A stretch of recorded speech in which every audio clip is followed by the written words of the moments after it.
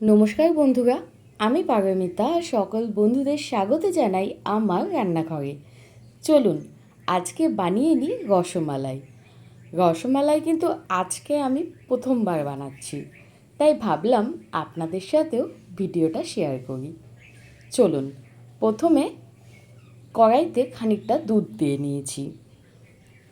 এই দুধটা দিয়ে আমি ছানা বানিয়ে নেব। রসমালাই বানানো কিন্তু খুব সোজা। চলুন দেখি কিভাবে বানাচ্ছি। এই দুধের মধ্যে আমি দিয়ে নিয়েছি একটা লেবুর রস। এখানে 500 দুধ আছে। এইবার ছানা কেটে গেলে দুধটা আমি সেই ছানাটা একটা রুমালের মধ্যে নিয়ে ভালো করে ছেঁকে নিয়েছি। আর এই সময় কিন্তু ছানাটা একবার জলে ভালোভাবে ধুয়ে নেবেন। এই রুমাল শুদ্ধই ধোবেন, তাতে কিন্তু ছানাটা সুন্দরভাবে ধোয়াও হয়ে যাবে আর ছানার মধ্যে থাকা টক ভাবটাও চলে যাবে। দেখুন, এইবার আমরা কড়াইতে খানিকটা জল নিয়ে তার মধ্যে কিছু বাতাসা বা চিনি দিয়ে একটা মিষ্টির রস বানিয়ে নেব। ব্যাস, এই রসের মধ্যেই আমরা দিয়ে দেব ছানার বলগুলো। এইবার ছানার বল আমরা বানিয়ে নেব।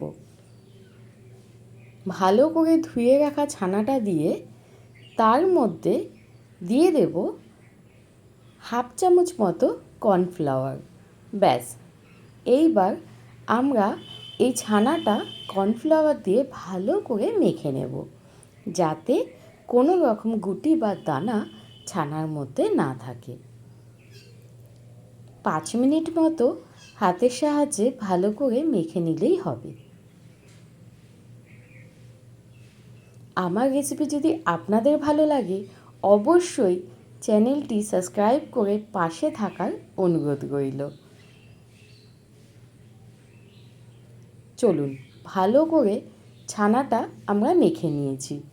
এইবার লেচি কেটে কয়েকটা বল বানিয়ে নেব।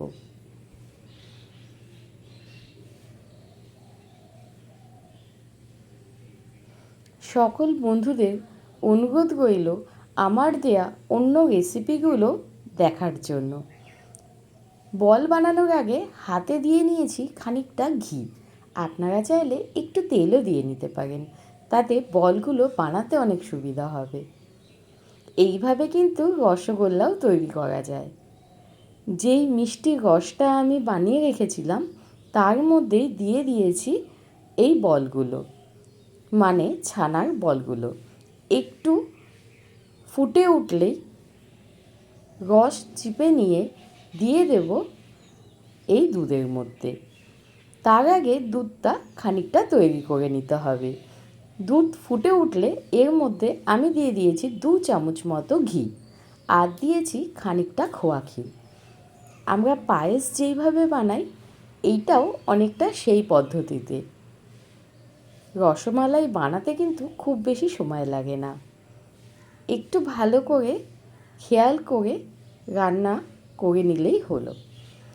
আর হ্যাঁ, খুন্তি কিন্তু অনবরত চালাতেই হবে, না হলে কড়াইতে লেগে যাওয়ার চান্স থাকে অনেকটা।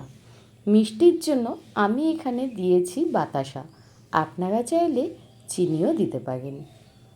ব্যাস, আমরা যে রসমালাইয়ের বলগুলো রেডি করে রেখেছিলাম সেইগুলো একে একে এই দুধের মধ্যে দিয়ে দেবো।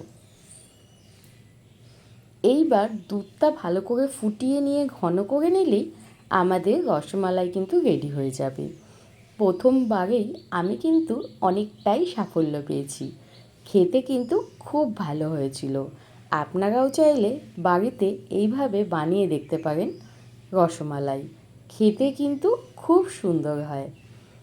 আর আমার রেসিপি যদি আপনাদের ভালো লাগে, অবশ্যই চ্যানেলটি সাবস্ক্রাইব করে পাশে থাকার অনুরোধ রইল। আর হ্যাঁ, বেল বাটনটিও অন করে নেবেন, তাহলে আমার দেওয়া রান্নার রেসিপি সবার আগে আপনার কাছে পৌঁছে যাবে। সাজাবার জন্য ওপর থেকে আমি একটু কেশর দিয়ে দিয়েছিলাম। না দিলেও কোনো অসুবিধা নেই, এমনিই কিন্তু রসমালাই খেতে খুব ভালো লাগে। আজকের মতো টাটা।